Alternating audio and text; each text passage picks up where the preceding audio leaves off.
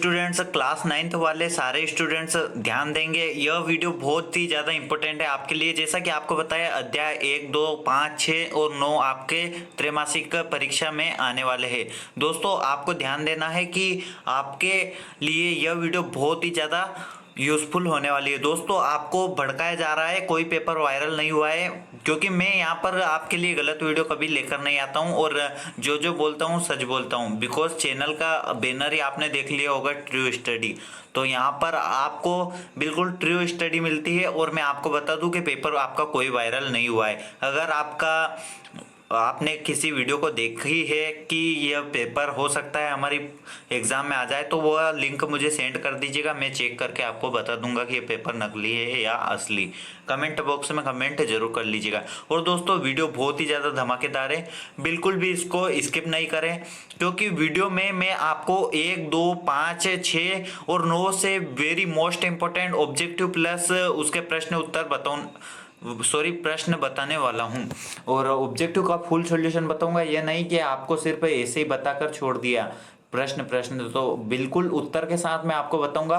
चलिए वीडियो को शुरू करते हैं। दोस्तों एक अध्याय से आप देख सकते हैं, जैसा कि 1, 2 के हम देख लेते हैं, उसके बाद 5, 6 के देखें और 9 के, तो वीडियो थोड़ी सी लंबी जाएगी। आप घबराइए नहीं, वीडियो को फुल वॉच कीजिएगा। चलिए अध्याय 1 हमारे आसपास के पदार्थ। इस अध्याय से हम देख लेते हैं सबसे पहले ऑब्जेक्टिव, और ये थोड़ा सा पीडीएफ है जो कि हमारे लिए बहुत ही ज़्यादा इंपॉर्टेंट होने वाला है। दोस्तों पहला क्वेश्चन है, पदार्थ की कितनी अवस्थाएं होती है?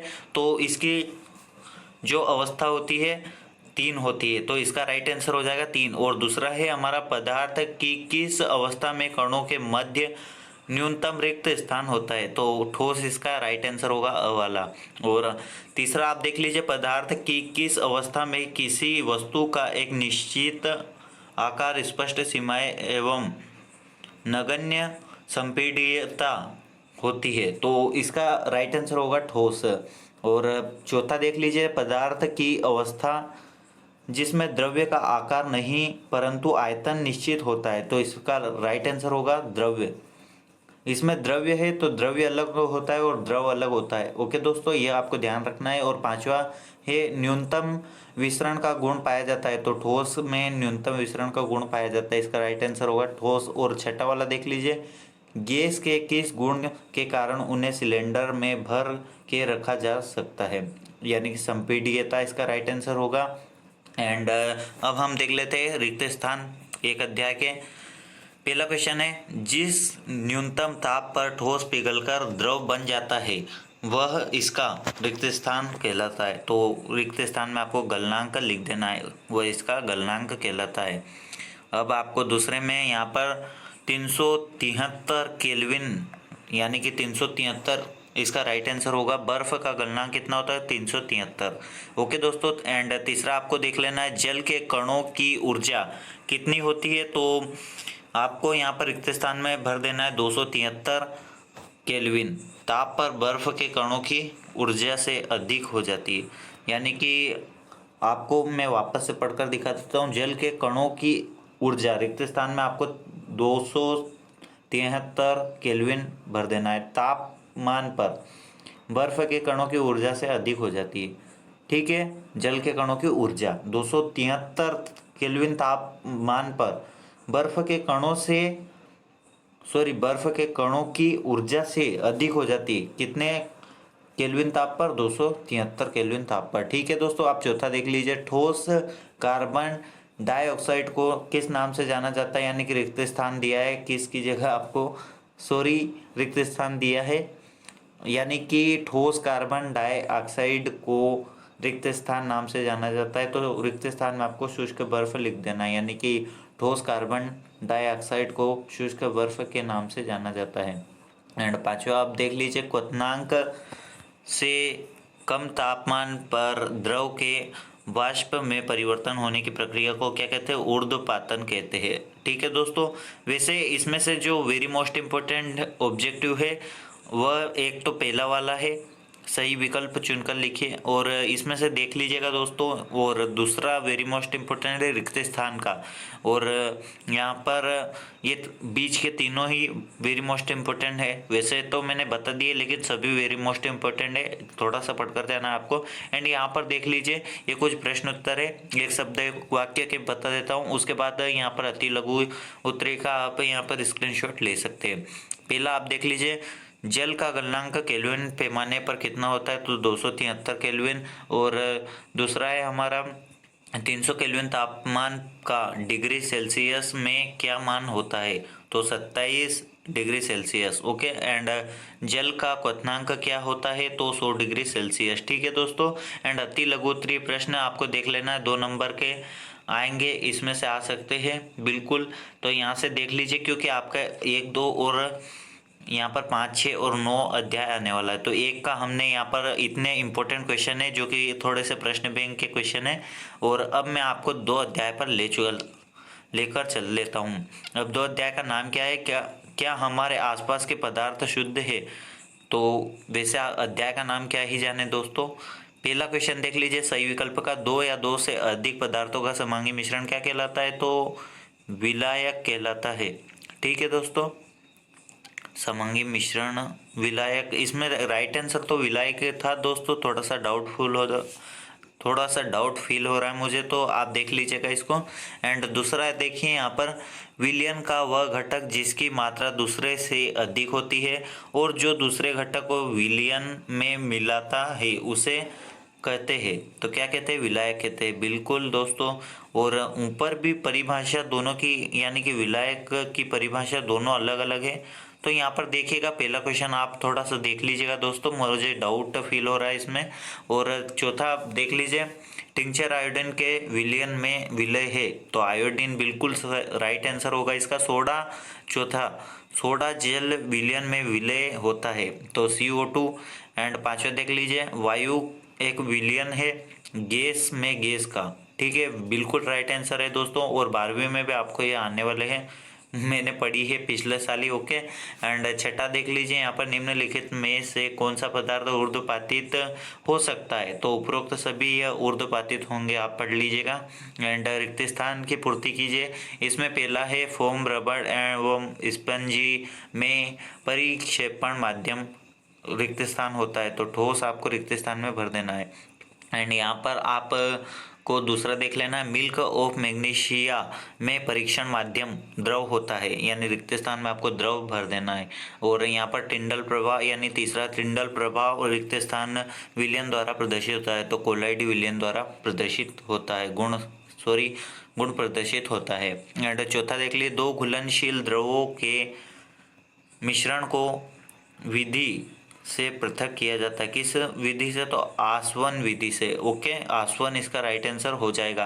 एंड यहाँ पर पांचवा है, डाई के घटक रंगों को रिक्त स्थान विधि से पृथक किया जाता है, तो क्रोमेटोग्राफी। ओके, इसका राइट आंसर होगा क्रोमेटोग्राफी। एंड यहाँ पर एक शब्द एक वाक्य देख लीजिए, 2 अध्याय का, मिश्र धातु पीपल के घटकों के नाम लिखिए, जिंक एवं कॉपर। ओके, मिश्र धातु ये दोनों आपको इसको जरूर याद करना है, हो सकता है 2 नंबर में भी आपसे पूछ लिया जाए। ओके, नीचे चलते हैं थोड़ा सा, दूसरे नंबर का क्वेश्चन देख लीजिए, एक शब्द एक वाक्य में से, कुहरा बादल एवं कुहासा में परिक्षेपण माध्यम कौन सा है, तो गैस सबको पता है, यूं ही चल जाएगा। कुहरा भी गैस होती है, बादल भी गैस ही होती है, एंड कुहासा में भी गैस ही होता है। ओके दोस्तों। एंड तीसरा देख लीजिए, शेविंग क्रीम में परिक्षेपण माध्यम क्या होता है, तो द्रव होता है। एंड दूध एवं फेस क्रीम में परिक्षिप्त अवस्था क्या होती है, तो यह द्रव, इसका राइट आंसर हो जाएगा। जेली एवं पनीर में परिक्षिप्त अवस्था क्या होती है, तो इसमें भी द्रव होगा। एंड मक्खन में परिक्षेपण अवस्था क्या होती है, तो इसमें ठोस हो जाएगा। एंड यहाँ पर कुछ 2 नंबर के क्वेश्चंस है, तो इनको देख लीजिए, स्क्रीनशॉट ले लीजिए आप। ओके। एंड यहाँ पर अब चल लेते हैं हम 5 अध्याय पे, क्योंकि आपका त्रैमासिक में 5 अध्याय आने वाला है, और आपने जो दूसरे अध्याय के क्वेश्चन आंसर याद किए हैं उनको अभी के लिए भूल ही जाना दोस्तों, क्योंकि आपको ज़्यादा लोड लेकर नहीं जाना है। अगर आपको 80 में से 80 नंबर लाना है, वैसे तो लाते नहीं है, बट यहाँ पर मैं बोल रहा हूँ अगर आप टैलेंटेड है तो ला सकते हैं। सॉरी 80 तो नहीं, 75 का आपका आ रहा है, बाकी तो आपका प्रोजेक्ट आएगा। ओके, तो 75 नंबर आपको लेकर आना है। और वैसे तो नहीं ला पाओगे मुझे जहाँ तक पता है, लेकिन 70 जरूर लेकर आ जाना, इतना मान रख लीजिएगा। आपको इधर उधर से पढ़ कर जाना होता है और पेपर के चक्कर में बिल्कुल ना रहिएगा। आपको भी पता है, मुझे भी पता है कि जो भी पेपर के चक्कर में उलझेंगे वह जरूर पढ़ाई करने से ना सुलझेंगे। ओके ठीक है। थोड़ा सा मैंने मन से बनाया था इसको, बट अच्छा लगा। एंड पहला क्वेश्चन देख लीजिए अब, जीवन की मौलिक इकाई अध्याय 5 का, इसमें है सही विकल्प। दोस्तों देख लीजिए यहाँ पर, निम्नलिखित में से किस, अगर आपको अच्छे से नहीं दिखाया जा रहा है तो मैं थोड़ा सा जूम कर देता हूँ। निम्नलिखित में से किस जीव में मात्र एक कोशिका स्वयं में ही एक संपूर्ण जीव होती है? तो उपरोक्त सभी यहाँ पर पढ़ लीजिएगा, अमीबा एवं क्लेमिडो मोनास। ओके दोस्तों, थोड़ा नेम में गड़बड़ी है, अमीबा एवं क्लेमिडोमोनास, कुछ शब्द ऐसे अक्षर ऐसे थे। ओके, तो थोड़ा सा देख लीजिएगा आप। ब वाला यहाँ पर पैरामीशियम तथा बैक्टीरिया है ना। ये पहली बार हम जब भी किसी शब्द, बड़े शब्द को पढ़ते हैं ना, तो ऐसे ही पढ़ा जाता है, उसके बाद हम बोल देते हैं उसको बिल्कुल। जैसे बैक्टीरिया मैंने पढ़ कर रखा है, सुना भी है, आपने भी सुना होगा, लेकिन ये पैरामीशियम ये भी मैंने पहली बार ही देखा है एंड पहली बार सुन रहा हूँ। ओके, अब आपको यहाँ पर दूसरा क्वेश्चन देख लेना है।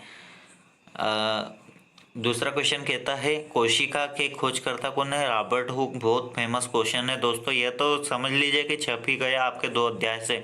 ओके, अगर ये ना छपेगा तो और मैं आपको ऐसे क्वेश्चन से बताने वाला हूँ। तीसरा आप देख लीजिए, पादप कोशिका भित्ति निर्मित होती है, तो इसका राइट आंसर होगा सेल्यूलोज द्वारा। ओके, एंड देख लीजिए, हिंदी तो अच्छी है लेकिन यहाँ पर कुछ क्वेश्चन यानी कि कुछ शब्द ऐसे आ जाते हैं बड़े बड़े, जिनको मुझे अच्छे से पढ़ना होता है धीरे धीरे। ओके, एक बार पढ़ने के बाद तो सुन लेते हैं एंड प्रैक्टिस हो जाती है, तो बिल्कुल पढ़ सकते हैं। गुणसूत्र निर्मित होते हैं, तो इसका राइट आंसर होगा उपरोक्त दोनों के। ओके, एंड पांचवा देख लिए, DNA के क्रियात्मक खंड को क्या कहते हैं? तो जीन कहते हैं।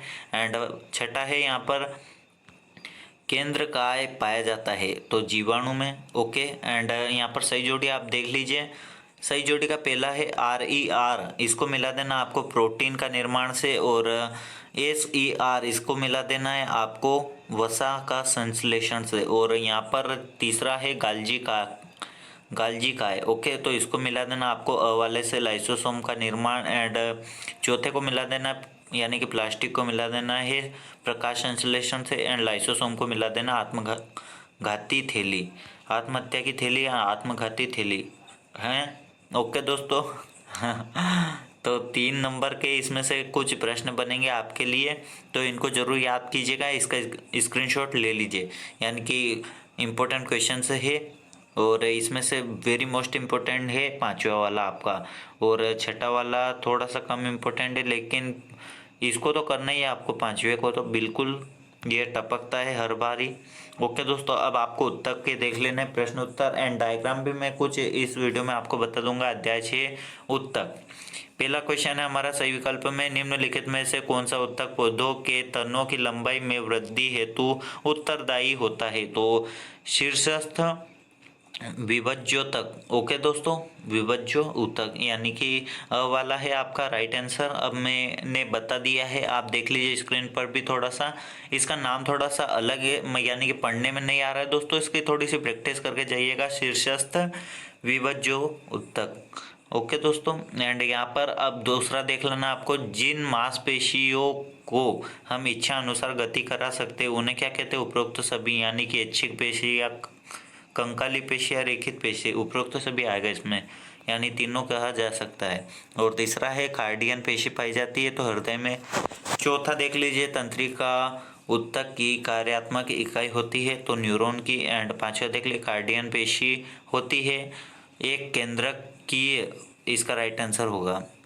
अब रिक्त स्थान देख लीजिए, अध्याय 6 ऊतक से, अनैच्छिक पेशियों में एक केंद्रक होता है, रिक्त स्थान में आपको एक भर देना है। दूसरा है फेफड़ों की श्वसनी में अनैच्छिक पेशियां पाई जाती है। और तीसरा है अनैच्छिक पेशियों को पेशी कहा जाता है, अरेखित पेशी कहा जाता है। एंड यहाँ पर चौथा है एक्सोन, रिक्त स्थान उत्तक का भाग है तो तंत्रिका का भाग है। पांचवा है आहार नली में पेशियां पाई जाती है, रिक्त स्थान है पेशिया के पहले तो अनैच्छिक पेशियां पाई जाती है। छठा देख लीजिए, चिकनी पेशियों को पेशी कहा जाता है तो अरेखित पेशी। और सातवां देख लीजिए, हमारे शरीर में गति के लिए पेशी पेशी उत्तक उत्तरदायी है, पेशी उत्तक उत्तरदायी है, यानी कि आपको पेशी रिक्त स्थान में भर देना। और कुछ इंपॉर्टेंट क्वेश्चन है, लघु उत्तरीय प्रश्न है 2 अंक के, वैसे अति उत्तरीय लगते हैं मुझे, तो इनको जरूर कर लीजिएगा।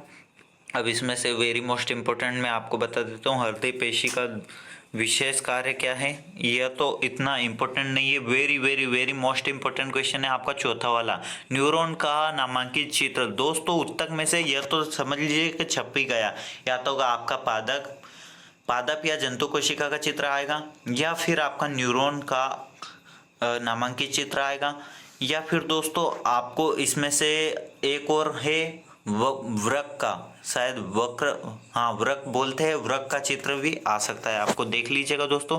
इन क्वेश्चन में यानी 6 अध्याय को तो आपको छोड़ना ही नहीं है, जितने भी उसके चित्र है डायग्राम है उनको आपको जरूर प्रैक्टिस करके चले जाना है। एंड लास्ट अध्याय हमारा 9वां, बल एवं गति के नियम। तो इसके आंसर से देख लेते हैं फटाफट से ऑब्जेक्टिव के सहित। और यहाँ पर मैं पहला क्वेश्चन बोल रहा हूँ, अब वस्तु द्वारा अपनी गति अवस्था में परिवर्तन के विरोध को कहा जाता है तो जड़त्व कहा जाता है। ये या जड़त्व की परिभाषा भी होगी आपकी, तो जड़त्व आपसे पूछा जाए तो परिभाषा लिख कर आ जाइएगा, प्रश्न से ही परिभाषा बन चुकी है।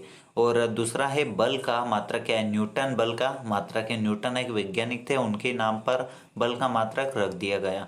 ओके दोस्तों, अब आपको तीसरा वाला देख लेना है। असमान द्रव्यमान की दो वस्तुएं एक ही संवेग से गतिशील है, किसका वेग अधिक होगा, तो हल्की वस्तु का वेग अधिक होगा। और चौथा देख लिए, एम द्रव्यमान की वस्तु जिसका वेग v है, इसका संवेग होगा तो क्या होगा, mv। दोस्तों आपका पेपर समझो कि बहुत सारा हो चुका है, मैंने जो क्वेश्चंस आपको बताए हैं इनको जरूर पढ़कर जाइएगा। आपसे अगर 2-2 4-4 नंबर के नहीं आए तो आपको ये जरूर कर लेना है, ऑब्जेक्टिव जरूर पढ़कर जाना है आपको।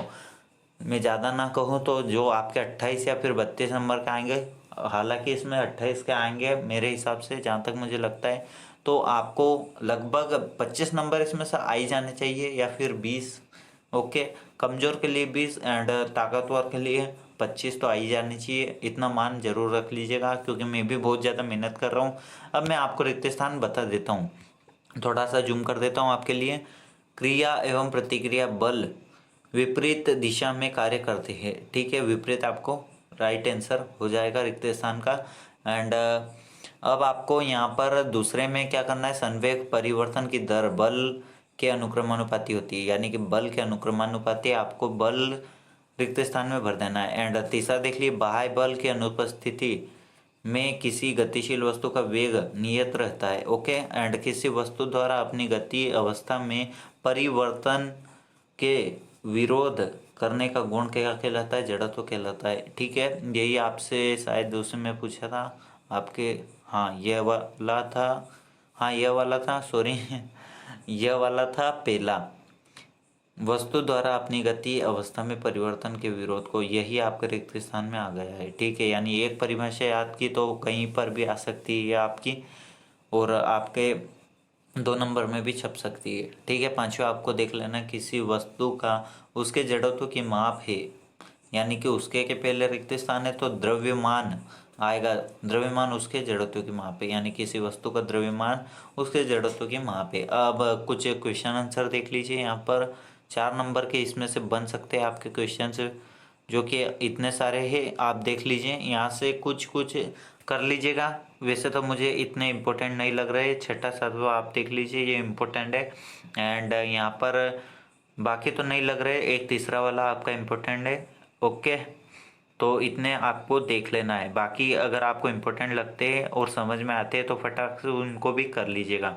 बाकी चलिए आज की वीडियो में बस इतना ही। मैं भी बहुत लंबी वीडियो बना चुका हूँ और आप भी देख चुके हैं। इनको याद जरूर कीजिएगा क्योंकि हमने पूरी वीडियो देखी है और दोस्तों हम थक चुके हैं, तो हमने इतना किया कुछ किया है तो याद करना तो हमारा बनता ही है और चैनल को सब्सक्राइब करना भी बनता है। वीडियो पर एक लाइक जरूर बनती है और आपके सवालों का कमेंट जरूर बनता है। तो सब कुछ कर दीजिएगा। तब तक के लिए tata bye bye. And PDF अब आप डाउनलोड कर सकते हैं बिल्कुल। आपको लिंक मिल जाएगी डिस्क्रिप्शन बॉक्स में। तो डिस्क्रिप्शन बॉक्स में जाकर लिंक दी रखी है मैंने, तो उसको जाकर डाउनलोड कर लीजिए, यानी कि किसको अपने PDF को। ओके, तो चलिए बाय बाय टाटा।